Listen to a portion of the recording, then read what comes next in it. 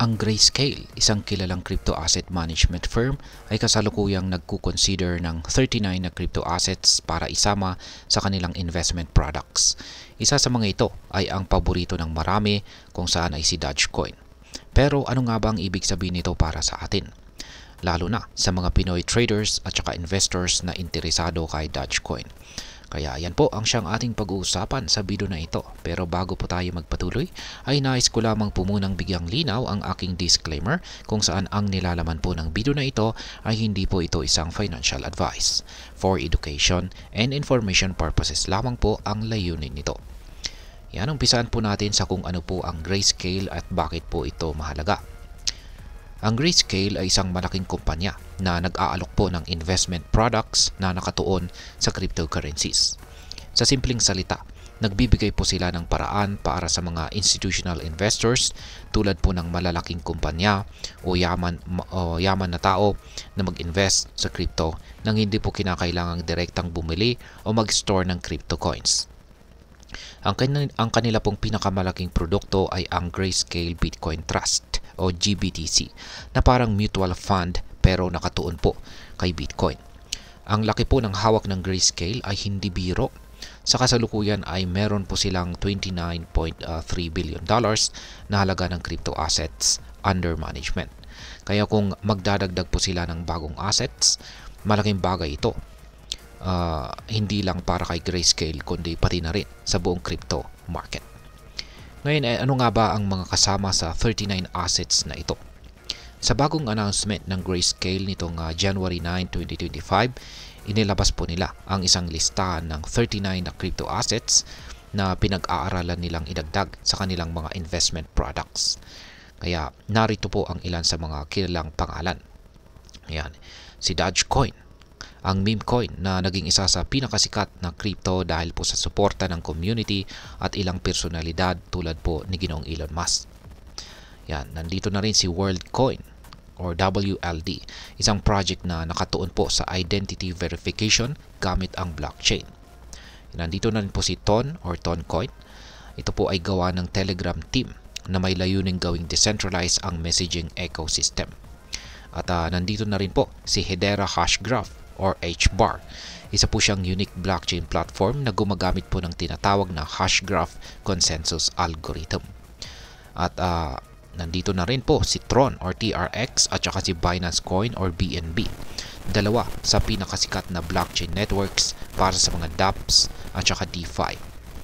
Yan, at marami pang iba ang nandito sa listahan tulad po ng Pendle, Helium at saka Celestia.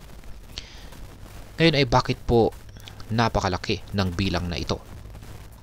Ayon po sa Grayscale, ang dami po ng assets na kanilang tinitignan ay sumasalamin sa optimism po nila para sa institutional crypto adoption ngayong taon.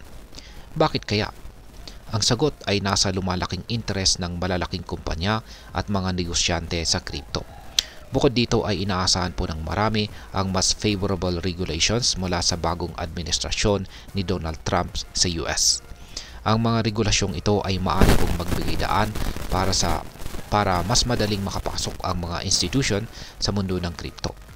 Bagamat hindi ibig sabihin nito na lahat ng 39 assets ay agad nilang isasama. Malaki po ang posibilidad na ang ilan dito ay magbibigay po ng bagong pagkakataon para sa mga investors. Ngayon ay ano naman po ang maaaring maging implikasyon nito sa crypto market? Kung sakaling maaprubahan po ang ilan sa mga assets na ito, maaaring makita natin ang mas mataas na liquidity sa market. Ibig sabihin, mas maraming pera po ang papasok sa mga projects na ito at maaaring tumaas ang kanilang value. Halimbawa, kung si Dogecoin ay maisama, hindi malayong magkaroon ito ng panibagong price rally tulad po ng mga nakaraan. Bukod dito, nagiging mas madali pa rin para sa mga institutional investors na mag-diversify ng kanilang portfolios. Sa halip po na mag-focus lang kay Bitcoin o Ethereum, maaari rin po silang mag-invest sa iba't ibang klase ng crypto assets tulad po ng TON, HBAR at saka TRX or Tron. At ngayon ay ano naman po ang maaring maging epekto nito para sa atin bilang mga Pinoy crypto enthusiasts. Ayan, para sa atin, may ilang pong mahalagang bagay na dapat po nating isaalang-alang. Una ay ang mas maraming pagkakataon para sa kita.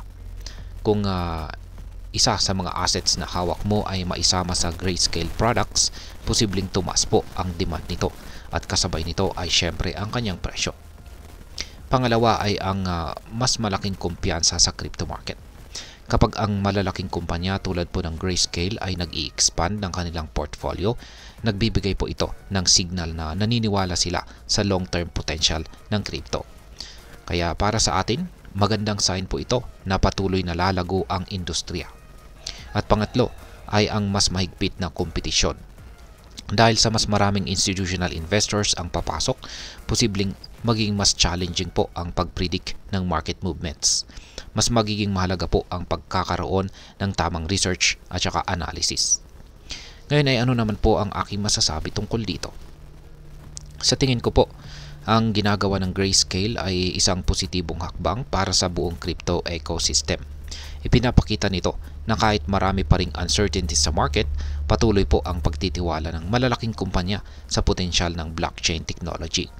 Gayunpaman, kailangan pa rin po nating maging maingat at hindi lahat ng crypto sa listahan ay siguradong magpi-perform ng maayos. Kaya bago po mag-invest, ugaliing mag-research at unawain ang mga projects kung saan po tayo maglalagay ng ating pera or puhunan. At ayan, hanggang dito na lamang po tayo sa video na ito mga ka-crypto. Sana po ay inyong nagustuhan ang aking paliwanag sa video na ito. Kung inyo po itong nagustuhan, pakiclick lamang po ang like button nito. Marami pong salamat sa panonood, ingat po tayo lagi at God bless po sa ating lahat.